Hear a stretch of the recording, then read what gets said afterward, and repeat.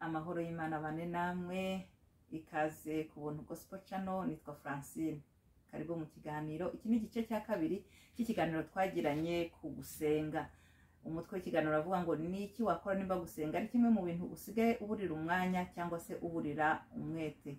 Twari twavuze ngo kimwe mu bintu waheraho ni ukuzirikana buri gihe impamvu zo gusenga n'akamaro ko gusenga. Ubushize twibanze ku mpamvu zo gusenga, uyu munsi tugiye kuvuga ku kamaro ko gusenga. Yereka tubanze dusome ijambo ry'Imana hanyuma dukomeze. Turasoma Yeremiya umutwe wa 29 murongo wa 13 kugeza umurongo wa 11 kugeza kuri 13. Reka dusome. Nzi imigambi mbafitiye ni imigambi ibazanira amahoro, si ibakururira ibyago, ahubwo ni imigambi ibaha amizero y'igihe kizaza. Nimunsanga mukantakambira mukansenga nzabumva. Muzanshakashaka mumbone, nimunshaka mubikuye ku mutima. Muzanshakashaka mumbone, nimunshaka mubikuye ku mutima. Amen.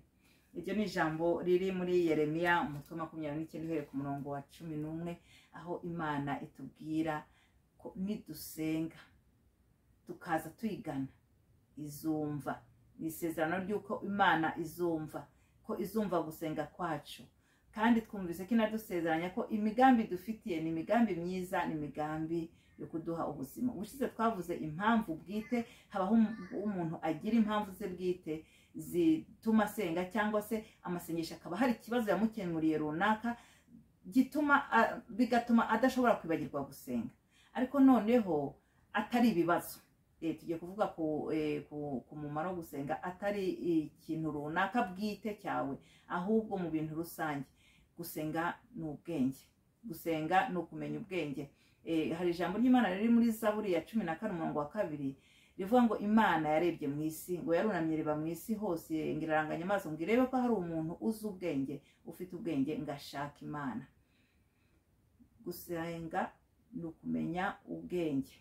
Hari ibintu byinshi bitandukanye, hari n'amagambo Yesu yigeze kuvuga ngo abana b'isi barusha abana b'ijuru ubwenge. Njye ntekereza, urabona igihugu kiricara kika training ingabo nyinshi cyane, ugasanga bafasha amafaranga bashyize mu ngabo, barimo bararwana, barimo baritoza kurwanira mu mazi mu kirere, kandi nta ntambara ihari. Ikintu cya mbere mu gusenga nanone twavuga kuri iki gice cya kabiri, gusenga ni uguteganya. Ni uburyo bwo guteganya ibiri imbere, ni ubwenge. Umuntu witeganyiriza abaza ubwenge. Nanone rero amasengesho ni ubwenge bushoboza kwiteganyiriza ibiri imbere. Kuba igihugu gifite amahoro, cyane cyane ibihugu bikomeye nka za Amerika cyangwa Ubwongereza, uzasanga abasirikare baho bahora bitegura, bashyiramo indege nshya, ibikoresho byo mu mazi, amafaranga ahenze, kandi nta kibazo cyabayeho. Ariko twebwe hakabaho gusanga umuntu ari mu mahoro akibagirwa gusenga kuko nta kibazo afite. Oya, gusenga Imana n'ubwenge, no kwiteganyiriza. No kuvuga ngo amasengesho ni nk'ahajya muri konti yawe, igihe wazakenera Imana ikaba ifite aho kwibukira, ikaba ifite ibyo kwibukiraho. Hari ubwo umuntu yubaka ikigega cy'amazi kandi muri robine hari amazi, byo guteganya ngo wende igihe kizagera nyakenere. Rero gusenga Imana ni uburyo bwo guteganya, kuko turi mu isi ihinduka. Nimba abana b'abantu biteganyiriza bagakora ibyo bintu nta kibazo bafite, kuki twebwe tutakwegera Imana? Cyane ko Imana yatubwiye ngo izatwumva, cyane ko yadusezeranije ko idufitiye imigambi yo kuduha ubuzima bwo mu minsi iri imbere, kugira ngo natwe twiteganyirize. Nimba bisi biteganyiriza gutyo, akagenda agahaha, akagira stoke hariya, ni gute abana b'ubugingo tutakwiteganyiriza? Nigeze kumva ikiganiro cy'uriya mudamu Denise Nkurunziza wo mu Burundi, avuga ngo yatangiye gusengera umukazana we, umuhungu we ari mu wa 3 segonderi, akomeza gusenga kugeza igihe ubu umuhungu we ayubatse urugo. Ariko yari amashima ati nabonye umukazana mwiza. Uri kumva? Gusenga ni ukwiteganyiriza, no guteganyiriza gutsinda. Ni ukuvuga ngo rimwe na rimwe mu buzima dutsindwa kubera ko tutiteganyirije, tutateguye iminsi iri imbere. Hari ukuntu umuhinzi abyuka akajya guhinga, afite ibyo kurya mu rugo, ntarindira ngo bishenga ajye guhinga, agateganya ibyo azarya mu minsi iri imbere. Ariko umukristo akaba ahubwo ashobora kurangara ngo nabaye bize, noneho iminsi mibi ikazagutungura utamenyera ibintu byo gusenga, no mu ijuru batakuzi. Kuko Yesu hari aho yigeze kuvuga ngo hari abazamubwira ngo dufungurira, ababwira ati simbazi, ababwira ati nyamara twirukanye roho mbi mu izina ryawe, twakoze ibi n'ibi, bakamubwira ibyo bakoze, ariko akababwira ati simbazi.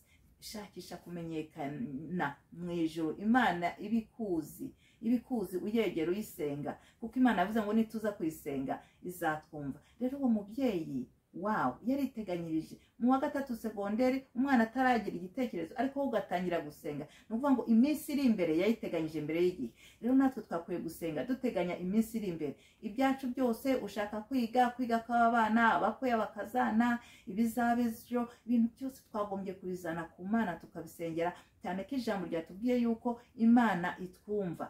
Ikindi nanone gusenga ni assurance. Tubonye ko gusenga ari ukwiteganyiriza, kandi gusenga ari ubwenge, kandi gusenga ni assurance. Mwabonye ko umuntu afata amafaranga akariha assurance y'imodoka kandi nta mpanuka yabaye.